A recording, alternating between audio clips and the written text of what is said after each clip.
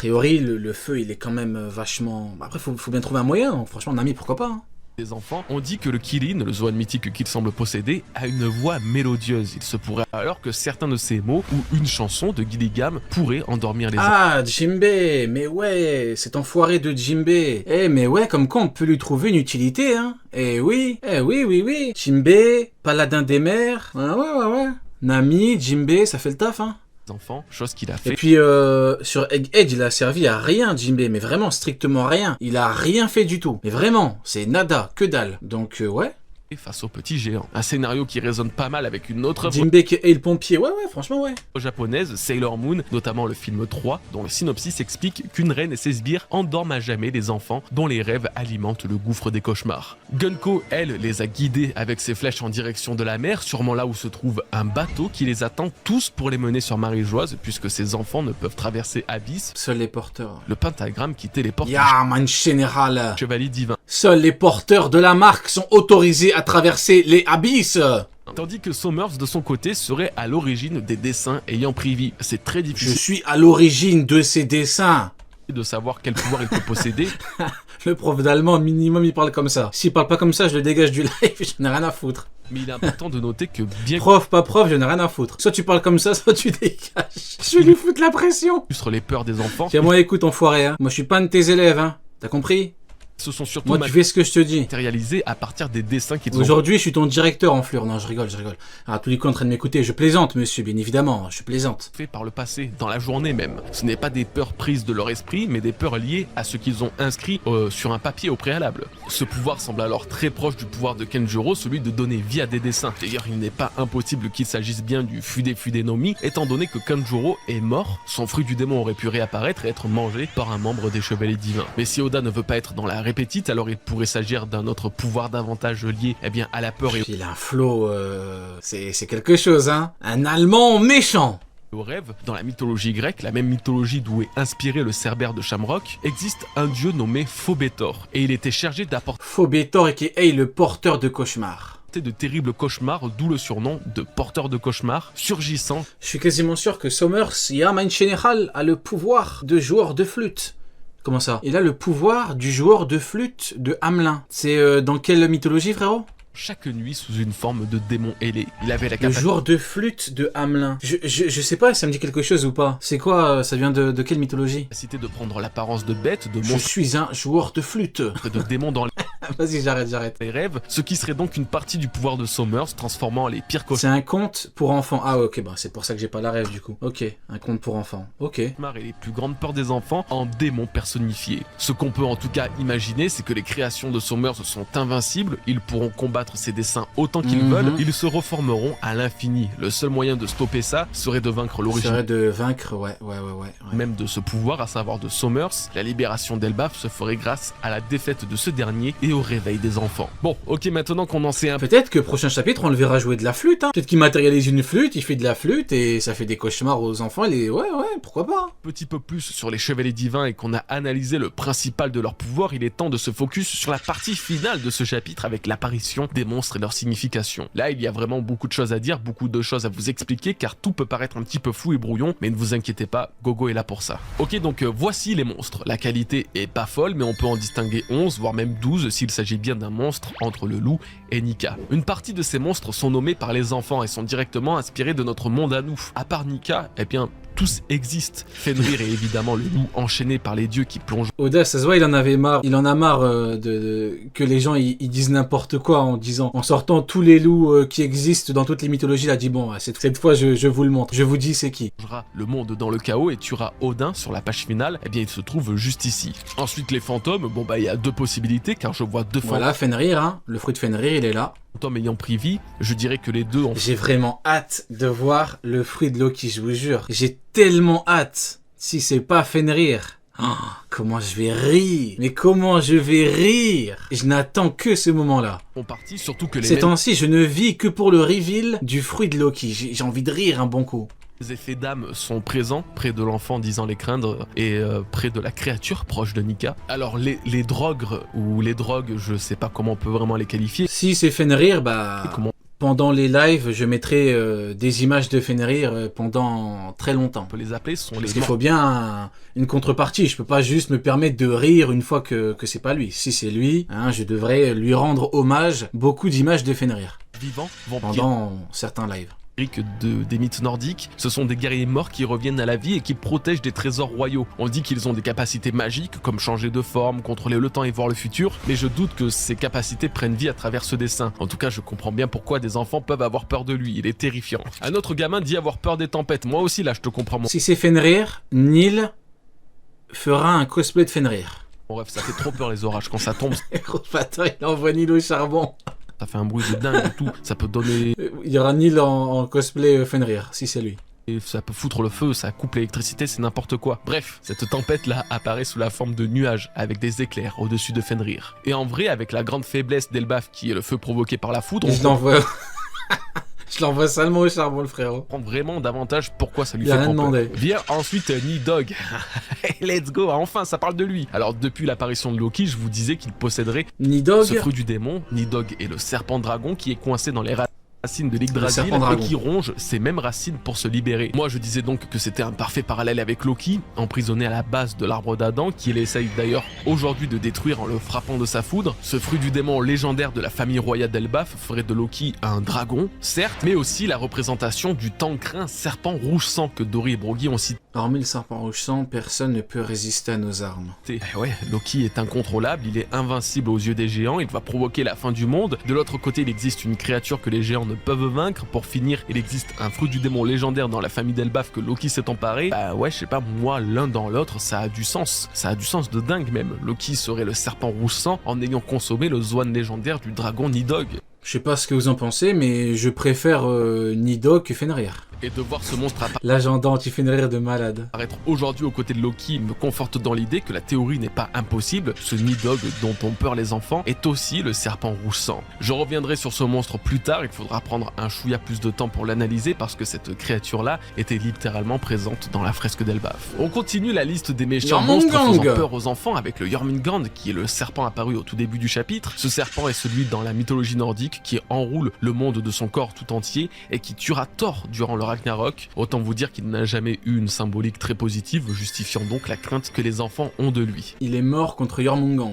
L'autre a peur de sa mère. Bon bah ça se comprend, hein. Qu'est-ce que vous voulez que je vous dise? Dis les termes, Goji, il dit que c'est un golemon le gosse. Dis-le, Goji. Pour qui ce n'est pas... 2025, faut dire les termes, les frérots. 2025, ça y est. L'enfant qui a dit ma mère, c'est un golemon. Je vous le demande. Dis-le, Goji, c'est un golemon. Du coup, j'imagine aussi que la mère de ce gosse est celle que l'on voit là dans le coin gauche de la case et qui rappelle, Sa mère, c'est le diable. Pour que le gosse, il dit son pire cauchemar, c'est sa daronne. Mais sa daronne, ça doit être le diable, hein. étrangement Big Mom. J'en viens à me demander si finalement il n'y a pas une espèce d'erreur de traduction et que ce gamin ne sous-entendrait pas avoir que Big Mom est connue pour être une terreur sur Elbaf. Elle a tué l'un de ses deux héros et a failli... Dinguerie, hein. T'imagines, l'un de tes deux héros se fait caillasser par une... Enfin, caillasser. Se fait éclater par une gamine. détruire un village entier sans que quiconque C'est donc ça, les géants. Heureusement qu'il y a le grand ratiboiseur qui vous protège, hein, parce que... Hein, ne puisse rien faire. Donc petite pièce sur cette hypothèse quand même que je ne trouve pas si délirante que ça. Reste encore deux entités citées que je n'ai pas encore mentionnées, Loki et Nika. Alors là pareil, totalement logique qu'ils représentent une crainte chez les gosses, mais par-dessus tout, ça prouve par A plus B à quel point les grands influencent la peur des petits. Ça montre que sans rien ne connaître, ils ont peur de quelque chose qu'ils n'ont jamais rencontré. C'est normal qu'ils aient peur de Loki quand il est considéré comme le futur destructeur d'Elbaf, quand absolument tout un pays entier... Bah ouais, j'imagine que leur prof, à l'école, là, leur golemon de prof doivent leur dire ouais, c'est un méchant, il a tué le roi. Ah bon, après, ils sont pas tort. J'allais dire ouais, c'est un méchant, il fout le feu. Mais il fout vraiment le feu. Non, en vrai, Loki, c'est une merde. Hein. Je comprends pourquoi le gosse, il a peur de lui, mais c'est totalement normal. Le haï, C'est totalement normal, le frérot. À peine on le libère, il fout le feu partout. Bah oui, non, c'est logique. déteste, et ce depuis bien longtemps avant sa Ouais, naissance. ouais, c'est logique. Ça rappelle d'ailleurs les enfants à Wano Kuni qui voyaient Orochi comme un héros face au méchant samouraï Kozuki. La bonne propagande, hein, qui C'est une crapule, Loki. qui aide pas du tout. C'est un indice supplémentaire qui prouve que Loki est loin d'être le monstre qu'on dépeint et qu'à la fin de l'arc, tout comme les gamins de Wano idolâtrent aujourd'hui les samouraïs qu'ils détestaient auparavant, eh bien les enfants d'Elbaf verront en Loki un nouveau héros. Sa présence ici même est donc loin d'être étonnante, et tenez-vous bien, parce que Rio qui descend du train Loki. Non, non. Qui descend du train Loki est gentil. Non, toujours pas. Le truc est toujours bien. Maintenant, après, en vrai, il a fait ce qu'on nous avait dit de lui. On nous a dit que c'était un pyromane, et le propre d'un pyromane, c'est de foutre le feu. Non, en vrai, il faudrait se poser une question. Je dirais même une question philosophique. Est-ce qu'un pyromane est fondamentalement mauvais? C'est le mec qui va loin pour Loki. totalement Je pense que ça dépend du contexte. Après, le même cas j'ai pas envie de leur trouver des excuses. Donc bon, pour l'instant, c'est une belle merde. Hein. Pour l'instant, oui. pour Nika en fait. C'est normal que les enfants aient peur de lui et peur de Nika, ils en ont peur comme certains. Après, si avec son HDO de malade mental, il a ressenti les monstres là avec les enfants et tout et qu'il fout le feu parce que peut-être que c'est le mec qui va hyper loin. Peut-être que il a compris avec son HDO de malade mental que le feu bah c'est l'ennemi des cauchemars. Peut-être. Peuvent avoir peur de Dieu, d'un pouvoir supérieur et immuable, mais ils en ont aussi In fine, a fortiori, je dirais qu'il a consensus pour dire que. peur après que les géants, encore une fois, Merci Saladin, mon frère au big up. Saladin no love. Quelle blase de fou. Saladin no love. Le mec, il a pas le temps pour le love. Incroyable. les adultes considèrent Nika comme un être de destruction. Ils ne sont pas censés savoir ce que représente la libération du monde ou la destruction de ce dernier du point de vue philosophique des textes d'Harley. Non, les enfants, eux, entendent chaos et destruction et ils associent à l'image de Nika un guerrier. Il y a Bond... Ouais, c'est quoi ce blase de fou, frérot? Bondeud le Grand. Il y a le frérot qui dit, au fond, qui n'a jamais brûlé un village? Ouais, bon, tu vas un petit peu trop loin dans la défense, frérot. C'est bien, on a dit on défend Loki, mais... Alors qu'en plus, il rejette la guerre. En fait, il était évident que Nika ne pouvait que créer une angoisse aux yeux des enfants. Et c'est Luffy qui devra justement prouver que ce n'est pas le cas. Nika est un allié et non pas un ennemi. À force que les géants le considèrent comme un être de destruction, à force que Loki se prenne lui-même comme un Nika en détruisant le monde, eh bien oui, il est normal que les enfants aient peur de lui. Le contraire aurait été étonnant. Donc cette représentation de Nika est juste un cauchemar de ce que les enfants craignent le plus, c'est-à-dire un méchant qui puisse détruire leur petit monde à eux. Bon, et on en vient aux créatures qu'on ne connaît pas. Elles sont au nombre de 3, une pieuvre, un ours et un oiseau. La pieuvre pourrait être le kraken qui vient justement des mythologies scandinaves et qui est connu pour détruire les bateaux qui l'agrippent avec ses tentacules. Ouais, encore une fois, je ne jugerai pas ce cauchemar d'enfant. Je comprends pourquoi un kraken l'effraie. Ça serait logique aussi, ça fait peur. L'ours, je ne sais pas, mais ça... Peut-être que son daron, c'est un marin ou un pirate et qu'il a peur que le kraken l'engloutit au fond de l'océan. Donc je comprends. Pourrait être un berserk, c'est guerrier qui est entré en transe. Si c'est un berserk ou un berserker, oui. Dans ce cas-là, je comprends. Si c'est un ours, cauchemar de Golemont. Avec des rituels ou des champignons pas très rigolos qu'il consommait et qui étaient considérés comme des ours au combat, ce qui expliquerait pourquoi c'est la seule créature à... Rio, ça fait un bail, tu parles plus de Garp. C'est normal, frérot, il est en prison, son slip est plein. Tu me vois m'acharner sur un mec emprisonné avec le froc plein, frérot? Il faudrait vraiment que je sois mauvais pour, tu vois. Voir un casque de viking. Pour l'oiseau, par contre, franchement, aucune idée. Soit c'est Vidofnir, l'oiseau ennemi de Nidhogg vivant au sommet de l'Yggdrasil, soit c'est... Le Rasveld. Liesvalger. Yes burger. Full burger aussi, non? Double burger. Menu maxi best-of. Liesvalger. Comment ça va, Sony, mon frérot? C'est un géant. Ah, bande d'enfoirés, vous avez dit oui. Ah oui, vous me voyez m'acharner sur un vieillard avec le froc plein. Bah, vous avez vraiment une très mauvaise image de moi. Hein. Avec la forme d'un aigle. Et il avale des cadavres en plus de ça. Donc je sais pas ce qui est le plus terrifiant entre son hobby ou ma prononciation de son nom. En tout cas, ça pourrait être... Ça se tape. C'est équivalent. Same level. Lui. Bon, voilà pour la première analyse de surface de tous ces monstres, ça pourrait être suffisant, mais je voudrais quand même revenir sur un point précis, celui de Nidhogg, et c'est pas forcément pour... il veut pas parler de Fenrir, Goji apparemment, il en a rien à foutre de Fenrir, ok, intéressant. Sur ma théorie avec Loki, puisqu'on en reparlera brièvement dans la grosse vidéo théorie de la semaine prochaine. Il avale des cadavres, c'est mieux que les montagnes. Non, parce que... On dévore des montagnes ou on dévore pas des montagnes, Sony? Nidhogg, c'est littéralement le dragon qui se trouve au sommet de... Totalement d'accord avec toi, Etliastar. Garp est enfin à sa place. Exactement.